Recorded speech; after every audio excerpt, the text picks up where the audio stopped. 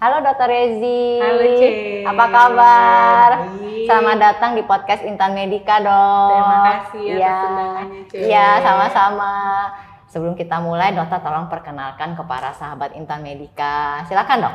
Halo, perkenalkan saya Dr. Gigi Rezi Diana Sari. Saya bekerja di Rumah Sakit Kalbu Intan Medika. Baik, terima kasih dok. Iya. Dokter seorang dokter gigi. Iya benar. Jadi topik hari ini kita bahas seputar gigi. Ya dok ya. Baik. Nah sebelum kita bahas mengenai masalah-masalah yang muncul dari gigi, kita pengen tahu dulu nih, apa sih fungsi dari gigi itu dok? Untuk fungsi dari gigi, mungkin ada 3 dari fungsi gigi itu. Yang pertama ada fungsi mastikasi, yaitu fungsi pengunyahan, di mana gigi itu merupakan gerbang paling awal makanan masuk dan dicerna oleh tubuh manusia. Berarti yang pertama ada fungsi pengunyahan. Yang kedua ada fungsi fonetik untuk berbicara, karena tanpa gigi kita tidak bisa beberapa huruf tidak bisa kita ucapkan. Lalu juga fungsi estetik, lucu kalau tidak ada gigi. Ya. Bolong gitu dok ya. Baik, oke. Nah fungsi berarti gigi itu penting banget dok ya, terutama tadi yang dokter bilang pelafalan huruf-huruf tertentu. Kalau tidak ada gigi kita tidak bisa mengucapkan dengan baik. Nah jumlah normal gigi itu berapa sih dok sebenarnya? Kalau jumlah gigi terbagi ada 2, ada gigi anak-anak dan gigi dewasa. Gigi anak-anak ini dimana biasanya kami menyebutnya gigi desidui atau gigi susu. Yang gigi anak-anak ini totalnya ada 20 yang terdiri dari 8 gigi seri, 4 gigi taring, dan 8 gigi geraham. Lalu kalau untuk yang dewasa kami menyebutnya gigi permanen, di mana totalnya itu ada 32. Terdiri dari 8 gigi seri, 4 gigi taring, 8 gigi geraham kecil, dan 12 gigi geraham besar. Berarti ada pertambahan dari dia anak-anak ke dewasa itu ada pertambahan jumlah gigi ya dok ternyata ya. Dan juga berganti juga Cek. Yang dari 20 digantikan ke 20-nya menjadi 32. Baik. Nah, dokter kalau tadi kita udah tahu nih fungsi gigi apa, jumlahnya berapa ya kan? Nah, sekarang kita bahas mengenai permasalahan yang sering kita jumpai seputar gigi. Nah, kita mulai dulu dari anak-anak nih. Nah, masalah apa yang sering terjadi di gigi anak-anak? Kalau anak-anak yang sering keluhannya itu ada gigi berlubang sama gigi goyang. Itu yang paling 2 masalah ini yang sering terjadi pada pasien anak-anak. Gigi berlubang dan gigi goyang. Kalau gigi goyang ini karena apa nih dok? Kalau untuk gigi goyang pada anak-anak biasanya diakibatkan karena gigi dewasa atau gigi permanennya akan tumbuh. Biasanya gigi permanen itu tumbuh dia itu mengikis akar dari gigi desidui atau gigi anak-anaknya. Ketika dikikis makin lama makin habislah si akar gigi desidui, sehingga si mahkota gigi dari gigi anak-anak ini goyang. Jadi, otomatis dia akan copot itu ya dok ya. Jadi wajar apabila ada gigi anak-anak itu goyang dan terus copot karena memang mau tumbuh gigi dewasanya. Itu biasanya tuh rata-rata di umur berapa dok? Beda-beda. Dia tuh ada periode masa tumbuh di mana gigi seri berbeda dengan gigi geraham. Biasanya itu diawali dari gigi seri dulu. Gigi seri dulu, biasanya kadang ompong di depan dulu ya. Terakhir baru dia. Berarti belakang terakhir. Baik. Nah kemudian kalau untuk gigi berlubang nih dok, apa penyebabnya rata-rata? Rata-rata karena anak-anak sering makan yang manis pastinya. Dan malas gosok gigi ya dok? Iya, malas gosok gigi, belum pandai gosok gigi dengan cara yang baik dan benar. Mungkin si anak-anak sudah rajin menggosok gigi, tapi karena caranya yang salah, jadi tetap giginya tetap berubah. Baik. Lalu konsumsi makanan anak-anak yang sering manis, makan coklat, permen, yang mengandung gula, pokoknya es krim gitu, dan tidak kumur-kumur. Apalagi kalau malam, yang seringnya yang terjadi itu malam minum susu tidur lupa gosok gigi. Sedangkan gosok gigi setelah ketika mau tidur kita harus gosok gigi. Kadang anak-anak yang masih nyusu botol terutama ya, sambil tidur dia nyusu, terus ibunya juga nggak bilas dengan air putih ya. Itu jadi yang bisa mempercepat bolong giginya. Nah rata-rata bolong gigi itu di daerah mana tuh dok? Geraham kah atau? Oh, beda-beda.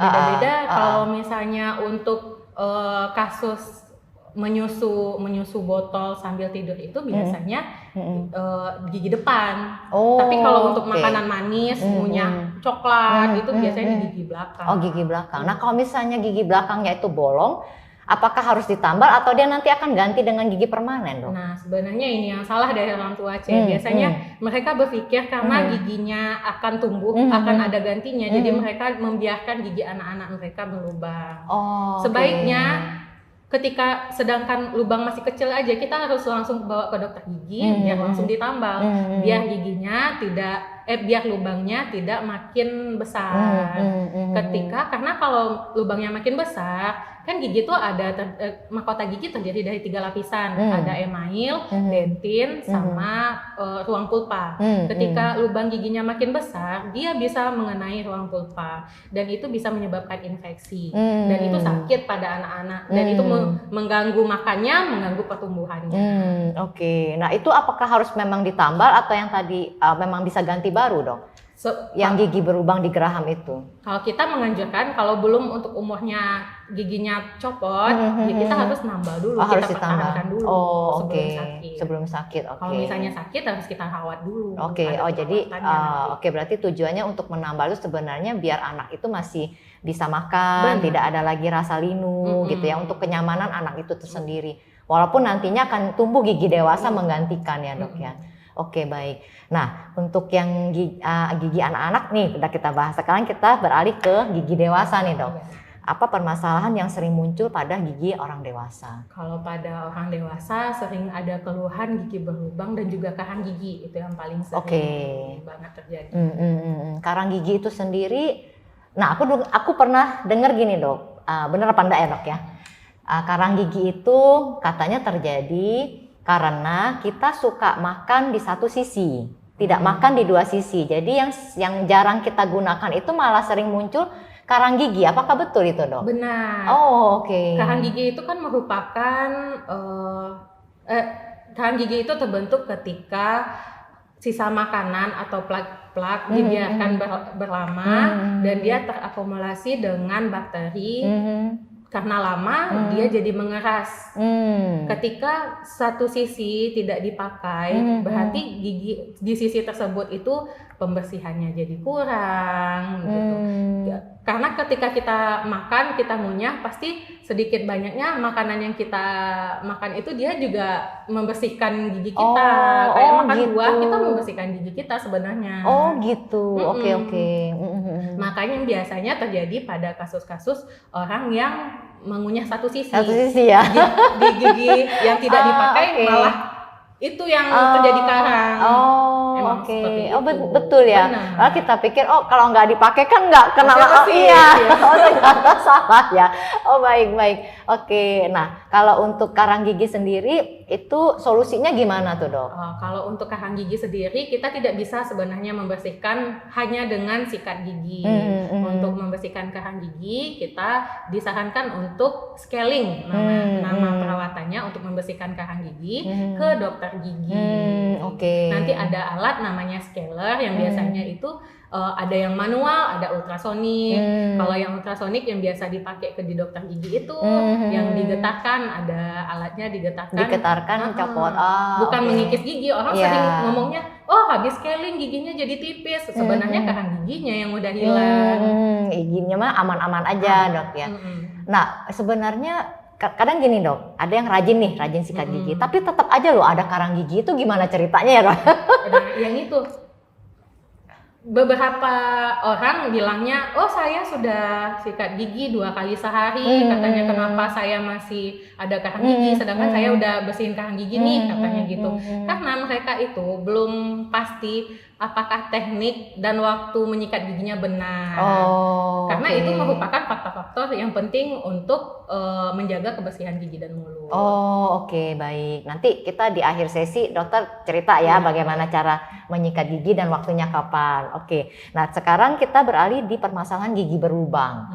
Nah, gigi berlubang itu penyebabnya apa nih, Dok? Apakah sama seperti anak-anak tadi yang makan manis malas sikat gigi?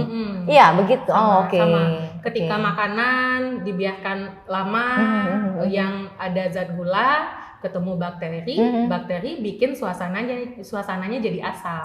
Nah, gigi bisa terkikis dengan suasana asam itu ketika mulut kita tidak bisa menetralkan pH-nya. Biasanya gitu. Jadi gigi berlubang kecil, dibiarin lama lagi makin besar. Bisa ngilu, setelah itu sakit atau bengkak gusinya, ada nanah, berkelanjutan. Kadang di masyarakat umum suka bilang gini, nggak apa-apa lah, lubang nanti juga dicabut aja, kan kayak gitu. Kadang sayang ya dok ya, gigi jadi berkurang. Padahal sebenarnya kata dia yang dokter bilang, lubang masih dini gitu ya, masih bisa kita perbaiki ya dok ya. Iya. Kalau misalnya sampai yang udah ke saraf-saraf itu otomatis harus dicabut ya dok, atau gimana? Kalau untuk sampai ke saraf nanti kita lihat lagi dari kondisi klinisnya seperti apa. Kalau misalnya mahkota giginya masih mampu untuk kita pertahankan, biasanya kita lakukan perawatan saluran akar namanya. Tapi kalau misalnya beneran tidak bisa hopeless giginya gitu, emang harus dicabut dan segera digantikan sama gigi palsu. Dan itu juga kadang orang malas pakai gigi palsu ya dok ya. Sekarang udah banyak pemilihan gigi palsu, ada yang lepasan, yang cekat, malah sekarang karena teknologi udah makin terkini, ada yang ditanam ke tulang langsung. Jadi nggak pusing untuk cabut, mas? Lebih baik lagi ya. Udah banyak. Semakin kesini teknologinya udah lebih canggih. Baik. Dokter, aku pernah dengar nih, misalnya nih, aku ketemu gitu ya teman, giginya gusinya lagi bengkak gitu ya, pipinya gede gitu, bilangnya sakit gigi. Terus aku bilang, kok nggak ke dokter? Bilang nggak bisa, ini nanti kalau masih bengkak ini bahaya gitu, dicabut, tunggu agak kempes baru ke dokter. Itu benar apa enggak sih dok sebenarnya? Sebenarnya ketika kita sudah mempunyai masalah di gigi dan mulut, segeralah konsul ke dokter gigi. Karena daripada kita biarkan berlama-lama dan kita tidak tahu sebenarnya itu apa yang harusnya bisa kita selesaikan sejak dini, jadi makin parah gitu. Jadi kalau misalnya bengkak, segeralah ke dokter gigi. Kalau misalnya dokter gigi ngasih obat, kita tahu tindakan apa yang harus kita lakukan segera. Jadi jangan sok pinter gitu ya. Oke dok. Nah ini tadi dokter udah bilang tuh mengenai karang gigi, gigi berlubang ya dok ya.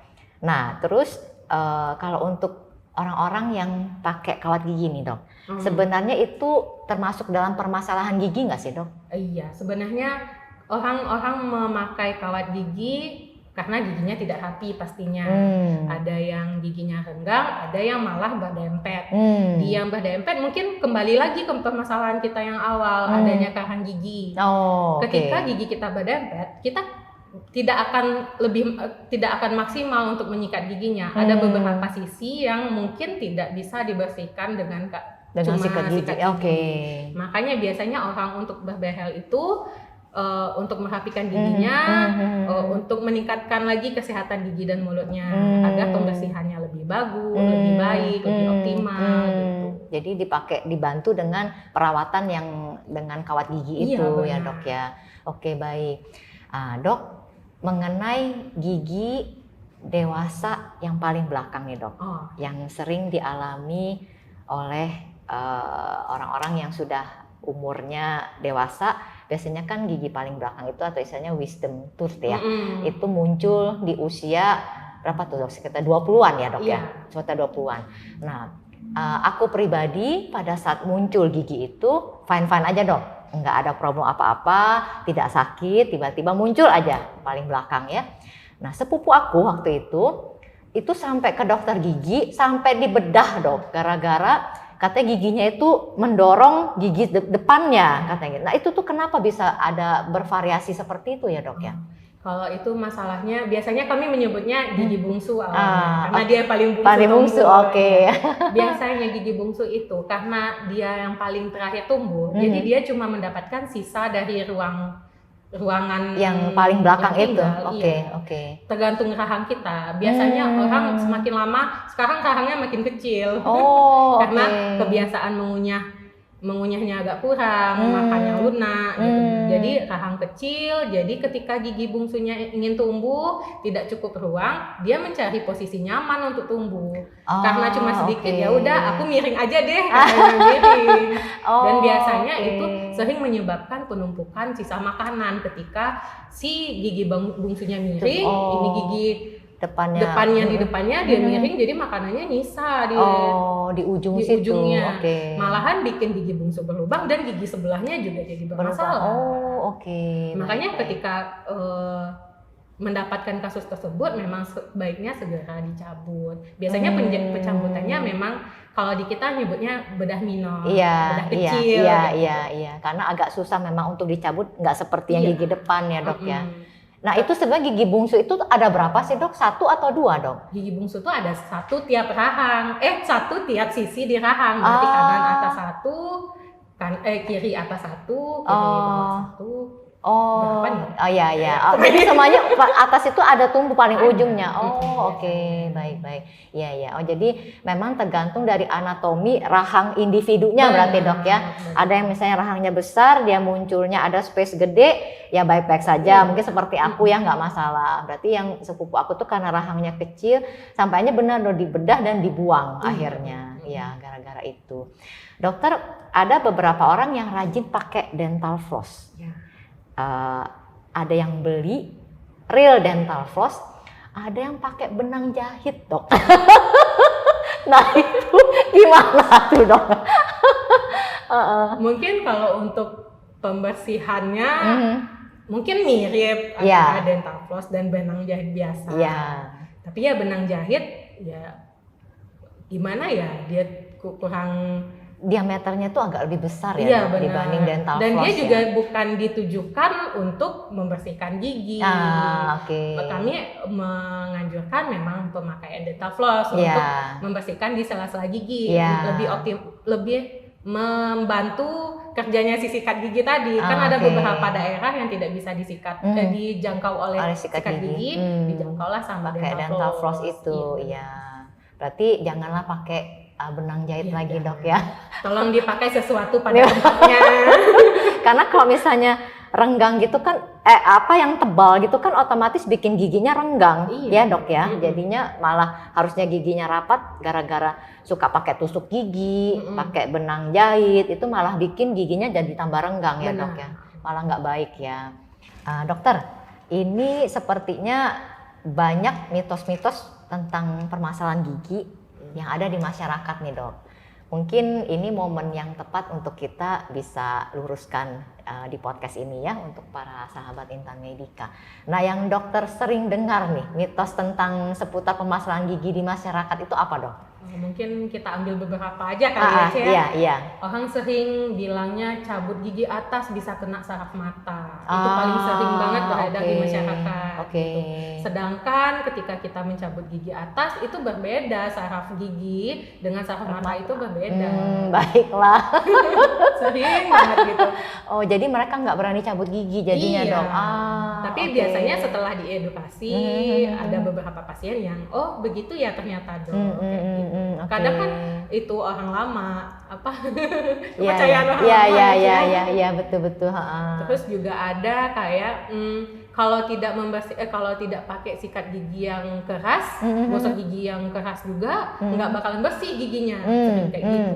Sedangkan kami menganjurkan memakai bulu sikat gigi yang soft, gerakan yang pelan-pelan, bulat-bulat. Kalau kan cepet-cepet keras-keras kayak gitu, malah ketika kita mengerjakan yang seperti itu tindakan tersebut bisa mengikis dari gigi kita. Itu banyak terjadi kasus tuh gigi-gigi yang terkikis akibat kebiasaan gosok gigi yang keras, yang gerakannya vertikal juga, keras, cepat, dengan bulu sikat yang kasar juga. Mungkin dianggapnya kayak nyikat lantai dok. Jadi kurang afdol kalau nggak kenceng ya.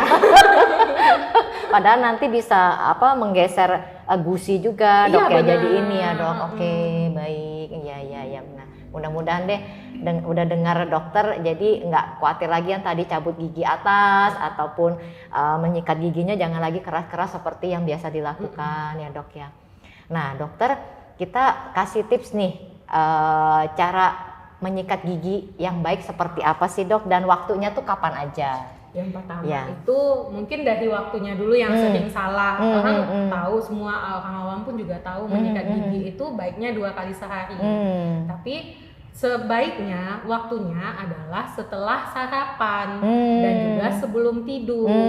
Biasanya orang sering untuk menyikat gigi pada saat bangun ya dok ya. bangun, Iya. gitu. Sudah Lalu makan. setelah itu sarapan. Iya. Terus pergi kerja. Iya betul. Seringnya begitu. Betul. Harusnya kita sarapan dulu baru gosok gigi. Terus seringnya udah 2 kali kok, mandi sore, ketika mandi sore satu lagi gitu kan. Padahal harusnya sebelum tidur. Oke, iya. Terus itu yang pertama, waktunya harus kita benarkan dulu. Yang kedua, caranya boleh bulat-bulat kayak Upin Ipin itu boleh gitu, bulat kayak seperti ini. Mungkin saya contohin. Iya. Boleh dok. Mungkin boleh bulat-bulat kayak gini, tapi lebih baik atas bawah, atas bawah, atas bawah. Oh, oke. Di sebelah sini boleh Baru bulat-bulat. dibulat. Oh, di dekat sisi sini baru boleh bulat, tapi depan atas bawah gini aja ya dok ya. Lalu yang sering kelupaan menyikat dalamnya. Iya. Dalamnya disikat, di bagian ini namanya di kami bidang kunyah gitu. Kunyah. Jadi jangan lupa, dan dekat lidah dibersihkan. Ini atas bawah, ini boleh bulat-bulat lagi. Oh, oke. Baik itu rahang bawah maupun rahang atas sama. Oke. Atas bawah ini bulat-bulat, ini boleh lurus. Berarti yang dekat area yang di sini ini dok, kita gerakannya begini ya dok ya. benar. Oke. Kalau dekat sininya begini Atas gitu bawah, dok ya. atas Yang ini baru melingkar bulat gitu ya dokter bilang Iya. dalam itu. Oh, oke, baik. Nah, yang tadi masalah yang pagi itu betul dok. Aku ketemu beberapa orang, kalau dia bangun pagi dia malah sikat gigi. Abis sarapan dia pergi. Kalau aku berbeda dok, aku pas bangun tidur aku kumur aja, karena kan kita sebelum tidur kan kita sudah sikat gigi masih kondisi bersih ya. Selesai sarapan bener aku harus sikat gigi, kalau nggak enak banget dok kerja seharian berasa kayak ada nempel ya. Oke, nah berarti memang harus tahu juga ya yang sebenarnya seperti apa ya dok ya. Oke. Terus pakai pasta giginya sebesar biji jagung saja. Oh, jangan sepanjang ini ya. Mubazir. Sedangkan Iya. segitu aja kita bisa udah optimal untuk Iya, membersihkan gigi. iya. Terus kita sarankan juga bagi gigi yang berjejal untuk memakai dental floss tadi yang Cici bilang. Iya. Lalu untuk menyikat lidah. Oh iya, biasanya betul, lidah sisa betul. makanan itu juga nempel di lidah, bukan hanya di gigi, di lidah juga. Jadi kita sarankan untuk menyikat lidah juga. Iya. Kalau nyikat lidah itu gini aja paling gerakannya Iya. dok ya, kita julurin sikat lidah ya. Oke. Biasanya di belakang sikat gigi ada yang jual seperti itu, ada yang enggak ya kita Iya. pakai itu juga nggak apa-apa kan dok ya. Iya baik. Oke. Terus paling itunya lagi, sarannya lagi seperti berkumur setelah makan. Setelah makan jagalah agar tidak ada sisa makanan di dalam gigi, yang nempel di gigi. Iya. Oke, Lalu baik. untuk kayak konsumsi buah-buahan, sayur-sayuran untuk meningkatkan kesehatan dari gusi. Oke. Lalu juga sering kami bilang jangan lupa ke dokter gigi sekali 6 bulan. Oke. Untuk kontrol ya dok. Iya, benar. Jangan sampai plaknya udah kayak tambang apa gitu ya. Baru dibersihkan. Terutama tuh yang ngerokok ya dok ya. Ngerokok Iya. sama suka minum kopi ya. Nah, Itu iya. sering ya noda itu ya, nempel benar. ya. Tapi itu bisa hilang kan dok ya dengan scaling ya. Bisa hilang. Bisa hilang ya. Oke, baik. Nah, dokter kalau misalnya ada teman-teman di luar yang mau konsultasi sama dokter nih, dokter praktek di RS Kim itu hari apa, jam berapa dok? Dari Senin sampai Jumat, Iya. dari jam 1 sampai jam 4. Oke, tapi kalau di luar dari jam itu misalnya dengan perjanjian bisa kan dok ya? Boleh. Boleh sih, baik. Baik dokter Rezi, terima kasih banyak atas waktunya, terima kasih ilmunya. Semoga bermanfaat untuk teman-teman di luar sana, para sahabat Intan Medika. Sampai jumpa lagi ya dok ya. Sampai jumpa, Cik. Oke.